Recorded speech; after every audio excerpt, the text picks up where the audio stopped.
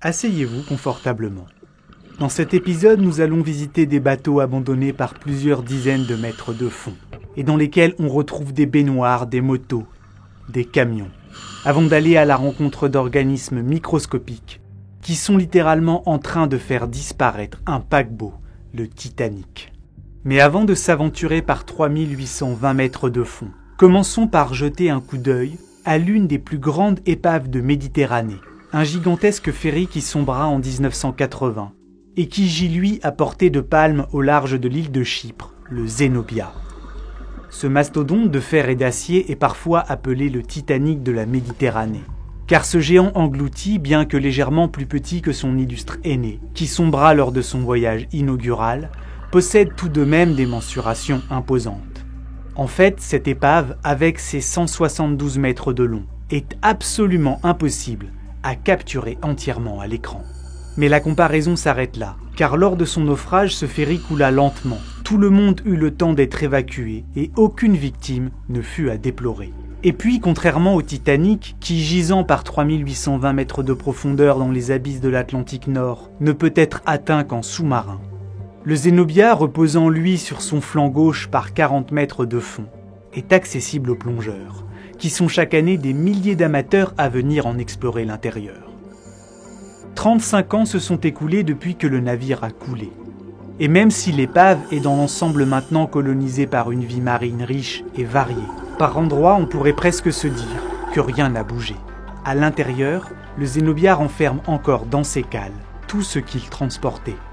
Ici, les bennes renversées et éventrées des camions laissent apparaître, telle une hallucination, des os entièrement nettoyés par les poissons, qui sont tout ce qu'il reste de la viande de mouton transportée par les poids lourds, après un passage prolongé par 32 mètres de fond. Là, dans le feu de la cafétéria désormais à l'horizontale, l'on peut faire des bulles de travers derrière un bar incliné. Et même si en 33 ans, le bois comme tous les éléments organiques ont disparu, dans les profondeurs du navire, là où s'aventurent les plongeurs les plus aguerris, il est possible de nager entre les voitures et les poids lourds rouillés, aux pneus étrangement intacts.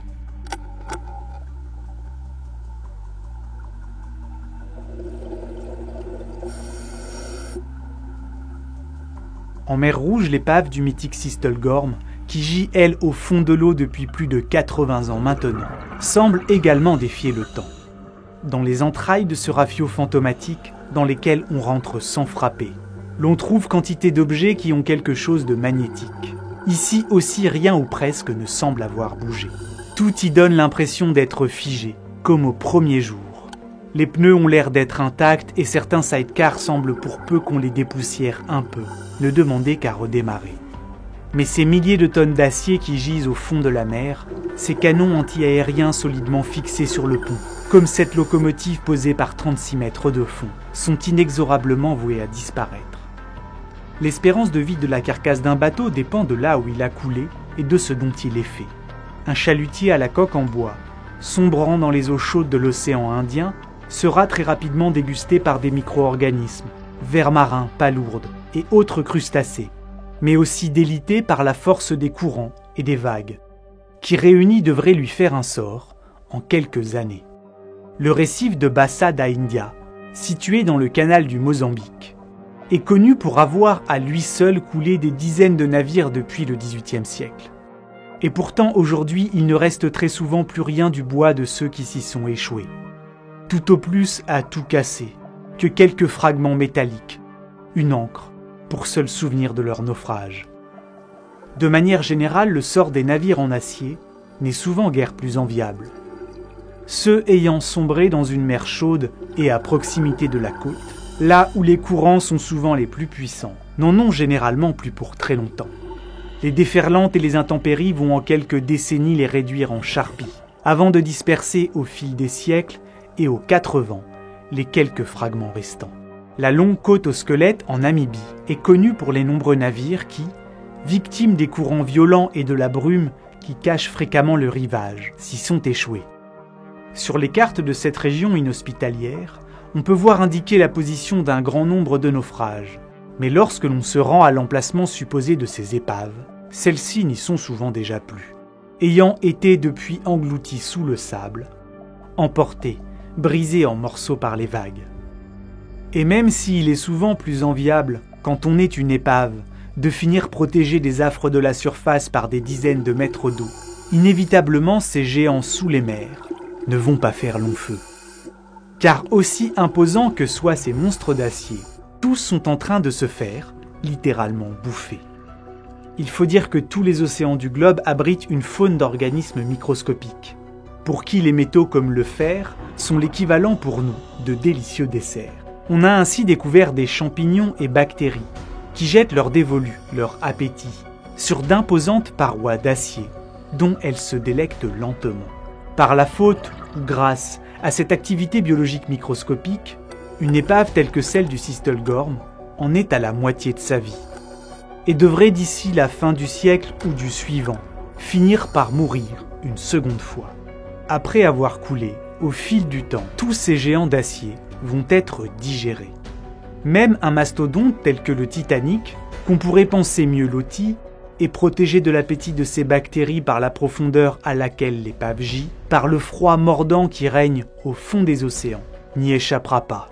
Pour un œil non averti, l'épave du paquebot coulé en 1912 paraît admirablement bien conservée. Mais en réalité, ici aussi, bien qu'il ne fasse qu'à peine 4 degrés, des micro-organismes sont à l'œuvre et digèrent lentement l'épave en continu. Ces gloutons invisibles transforment, pour se nourrir, quelques 150 tonnes de fer en une sorte de bouillie de rouille d'une extrême fragilité. Si bien que l'épave devrait s'affaisser d'ici une cinquantaine d'années et être presque complètement décomposée et digérée d'ici 5 à 6 siècles.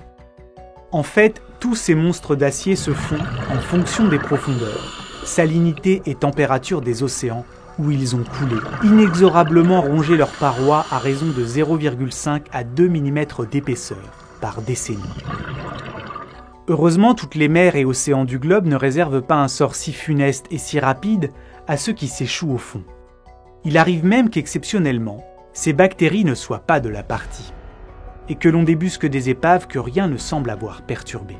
On a ainsi récemment découvert, en mer Noire, au large des côtes bulgares, l'épave d'un navire marchand quasiment intact, et pourtant en bois et datant de l'Antiquité. En fait, si cette embarcation, après avoir pourtant passé 2400 ans sous les eaux, à près de 2 km de profondeur, est si bien conservée, c'est que la mer dans laquelle elle a sombré possède des propriétés étonnantes. En mer Noire, au-delà de 180 mètres de profondeur, l'eau devient anoxique, c'est-à-dire extrêmement pauvre en oxygène. Dans ces eaux profondes et sombres, on ne trouve donc pas ou peu d'organismes capables de décomposer la matière organique, et dans ces conditions, bois, cuir, cordes et même tissus peuvent être préservés, faisant ainsi de la mer Noire un petit coin de paradis pour les chasseurs d'épaves et surtout l'un des plus grands musées engloutis de l'histoire de l'humanité, et dans lequel on a identifié des dizaines et des dizaines d'épaves datant de la Renaissance, de l'Empire byzantin, voire remontant pour les plus vieilles jusqu'à l'Antiquité. Bien plus au nord, dans la mer Baltique, on retrouve des conditions elles aussi très particulières et qui ont permis à certains bateaux de se conserver pendant des siècles. On a par exemple récemment retrouvé parfaitement conservé dans un chenal vaseux à la sortie du port de Stockholm, le Vasa, un navire de guerre suédois qui sombra lors de son voyage inaugural, en 1628, et dont la coque était dans un tel état de conservation qu'on l'a même renfloué, avant de progressivement le reconstruire pour le mettre dans un musée. Aujourd'hui, ce vaisseau, après avoir passé 3 siècles sous les eaux, est même devenu le bateau le plus visité du monde. Chaque année, en Suède, c'est près d'1 million de personnes qui vont le découvrir. En fait, si le Vasa, comme cet autre navire mythique, le Mars, qui fut coulé lors d'une bataille navale il y a près de 500 ans, sont si bien conservés après avoir pourtant passé des siècles au fond de la mer Baltique, c'est que cette dernière est dépourvue des mollusques qui se délectent du bois, mais aussi et paradoxalement, car ils ont coulé dans des environnements toxiques et pollués, tels que le chenal de Stockholm, dont les conditions mettent à mal bon nombre de micro-organismes amateurs de cellulose. Cette autre épave en bois, elle aussi découverte reposant dans les eaux profondes de la mer Baltique depuis plus de 5 siècles, semble mieux conservée que bon nombre des monstres d'acier que l'on a visités, et qui n'ont eux passé qu'un 10e de cette durée, au fond de la mer Rouge ou de la Méditerranée. Et si vous avez l'impression d'avoir dans cet épisode bouffé de l'épave à en dégoûter une bactérie mangeuse d'acier, pensez à tous ces mystères encore tapis au fond des mers, à ces navires qui attendent d'être retrouvés, en bon état ou décomposés, et qui n'ont souvent pour seule valeur que leur histoire, et celle racontée par les objets qu'ils renferment, et qui peuvent parfois être trouvés en quantité, comme cet impressionnant champ d'amphore, découvert par une équipe du navire océanographique EV Nautilus, en mer Égée. Car les épaves qui ont sombré au fond de façon accidentelle nous montrent le passé tel qu'il était réellement. Ces navires n'ont, sauf exception, pas choisi le moment où ils allaient couler. Et lorsque les archéologues mettent la main au moyen de sous-marins sur des épaves profondes, ils savent avec certitude qu'aucun humain n'est venu ici avant eux. Contrairement aux tombes ou aux temples situés sur la terre ferme et qui ont pu être, au cours de leur longue histoire, visités et profanées, les épaves sont-elles, au moment de leur découverte, des capsules temporelles, préservant un instantané du passé. Au détour d'un couloir immergé, vous rentrez dans la cabine du capitaine, désormais allègrement squattée par les poissons. Et au centre de cette pièce, par 20 mètres de fond, se trouve un gouvernail attaqué par les algues. Peut-être vous indique-t-il la direction d'Héraclion, dont le nom mythique n'est pas celui d'une épave, mais d'une ville engloutie par un tremblement de terre et retrouvée sous 8 mètres d'eau de mer à près de 7 km des côtes égyptiennes. Parfois, au fond des mers trônent des toilettes, des baignoires remplies à ras-bord de mystères et d'histoires à raconter. Les vers d'eau ont les mêmes passions que les océans. Un grand merci à la Cité de l'Océan et à l'Aquarium de Biarritz pour avoir soutenu la création de cet épisode et pour nous offrir une bulle à l'écart du monde des terriens, un accès privilégié aux mystères sous-marins. Si vous passez ou vivez dans le sud-ouest de la France, aller les voir est une étape toute trouvée pour se mettre la tête sous l'eau tout en restant au sec. À l'aquarium, vous pourrez observer au plus près bon nombre des habitants fascinants des mondes du dessous. De l'autre côté des vitres de l'un des plus grands bassins de France, vous pourrez vous laisser bercer par la grâce envoûtante d'une dizaine d'espèces de requins différents, comme par celles dans d'autres bassins, de méduses aux ombrelles ondulantes. À la Cité de l'Océan, vous découvrirez quantité de contenu ludique et intelligent sur l'océan. Dans ce lieu étonnant, grâce à des expériences interactives et immersives, des animations 3D et des simulateurs, vous pourrez écouter, toucher, ressentir les grandes et les petites histoires de l'océan. Et ce des tropiques jusqu'au pôle, de la surface des vagues aux grandes profondeurs abyssales, là où la lumière du soleil ne descend jamais. Sur ce, toutes les bonnes choses ont une fin, sauf les concombres de mer qui en ont deux. Pour leur soutien, glouglou sur eux et surtout glouglou sur vous.